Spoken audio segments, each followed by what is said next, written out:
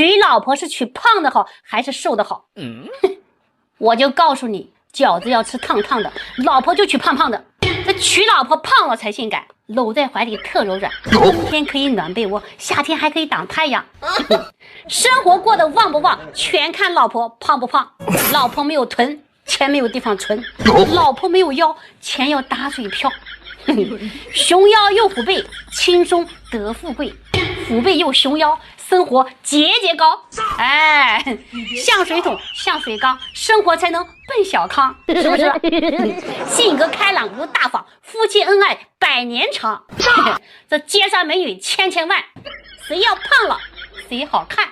虽然身上肉成堆，那是现代版的杨贵妃；虽然身上脂肪多，那是抗老抗衰抗色狼。哎，微胖女人7分财，即使不富她也正宅。哎，别再嫌我胖了。穷都有哪些好处？首先，穷让你不敢花天酒地，一身正气；贫穷让你戒色成功，身体不被掏空。虽然贫穷让你不敢到处消费，但是它能让你早睡早起；虽然贫穷让你吃不起山珍海味，但是它能降低你的三高，让你的身体少受罪。所以说是贫穷让你保住了肝，守住了胃，放过了腰子，还节省了肺。它还能擦亮你的眼睛，让你把亲朋好友看清，哪个是人，哪个是鬼，哪个是美，哪个是丑。这贫穷简直就是一道护身符，让你不怕金融风险，不怕倒闭破产，不怕遭遇绑架，不怕网络诈骗，不怕小偷身手不凡，还不怕有人找你借钱。所以说花花世界还是穷点好，睡得早，起得早，抽烟少，喝酒少，不唱歌也不洗脚，健康生活嘎嘎好。哎呦我的妈！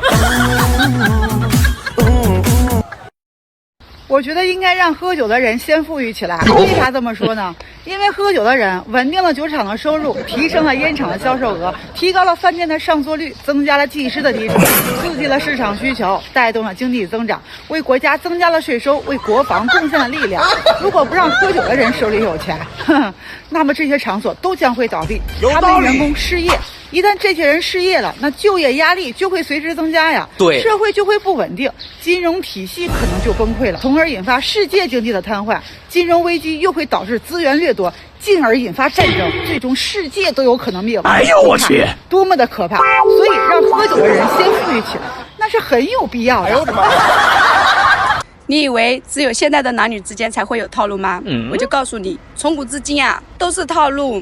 古时候男子上门提亲，如果长得好看，姑娘满意的话，就会一脸娇羞地说：“女儿终身大事，全凭父母做主。”如果长得不好看、不满意的话，姑娘就会说：“女儿还想在父母身边多孝顺2年。”古时候，英雄救了美女，如果英雄长得特别帅，姑娘就会一脸娇羞地说：“英雄救命之恩，小女子无以为报，愿以身相许。”如果长得不帅，姑娘就会说：“英雄救命之恩，小女子无以为报，唯有来生做牛做马，报答英雄的救命之恩。”如果姑娘长得好看的，英雄就会说：“姑娘此话当真。”如果长得不好看，英雄就会说：“姑娘万万不可，万万不可呀！”哎呀，你看是不是全是套路？这娘们可不像好人呢。难搞哦。一个男人如果拿自己的照片做头像，他一定具备这6大特征，而且特别准。大家可以对号入座看一看。第一，他一定是一个坦坦荡荡、掏心掏肝对待身边人的人。第二，真名真姓真电话，他从来不做亏心事，也没有亏欠谁，半夜不怕鬼敲门。第三，他自信满满，不会去刻意迎合任何人。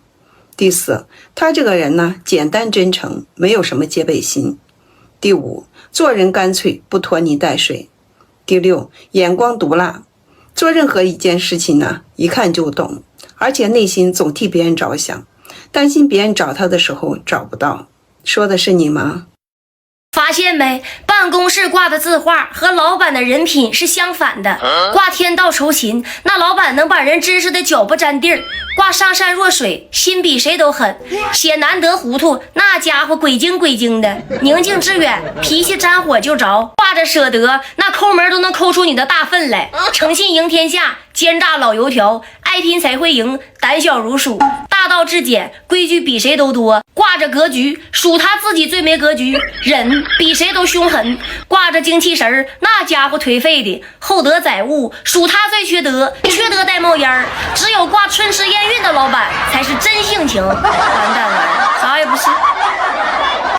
油井田、无底洞、耗子窟窿、地裂缝，这叫四大深；猫饭碗、马蹄坑、饭店的盘子、小酒盅，这叫四大浅；打大嗝、放响屁、抠耳朵眼、戳脚气，这叫四大爽；没小孩、受老婆气、分不上房子、缺人民币，这叫四大愁；绳子套、螺丝帽、游泳的裤衩、戴牙套，这叫四大紧；耍欠的筐、大裤裆、产后的肚子、老腮帮，这叫四大松；过年的猪、发脾气的驴、生气的男人、刚钓的鱼，这叫四大酱；生地瓜、野山梨、闷葫芦丈夫、不开窍的妻，这叫四大梗；广场舞、暴走团、小贩吆喝、甩响鞭，这叫四大翻；抽烟头、喝茶根、蹲在路边看小妞，这叫四大绳。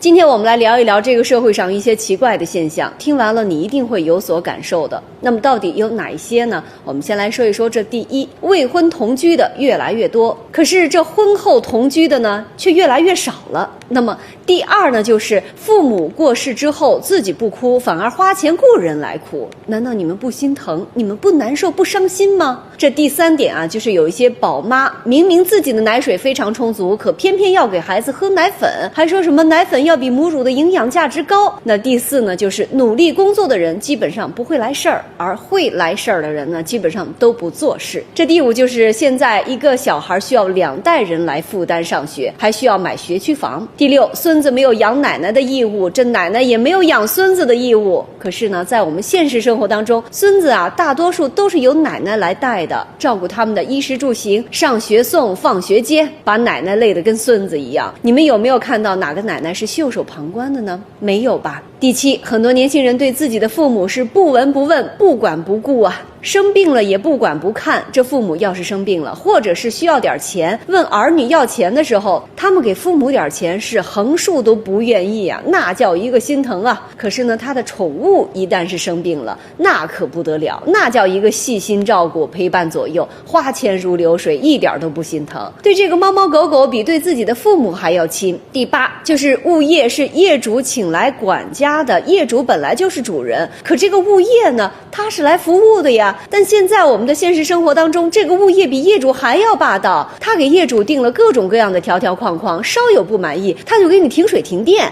第九，上班一个月2、3千的人却看不起一个月入过万的外卖小哥。第十，现在有一些女性啊，用着10级的美颜相机，各种自拍，拍出来的照片那叫一个自信，认为自己就是那个倾国倾城的人，哪个男的啊都配不上他。还有就是现在这个交通啊越来越发达了，但是呢亲朋好友的关系呢越处越淡了，越走越远了。再有啊，就是这些小姑娘不喜欢小伙子，却喜欢上了大叔。说起这也怪啊，那些小伙子也不怎么喜欢小姑娘了，他们却非常喜欢大姐，非要娶一个大姐回家过日子。这烧香的也不一定是善人，乞讨的不一定是穷人，骑白马的不一定是王子，可能是唐僧，同床的不一定是夫妻，可能是兄弟。不知道大家是怎样去理解这些现象呢？评论区咱们一起聊一聊吧，关注我，分享更多的社会百态。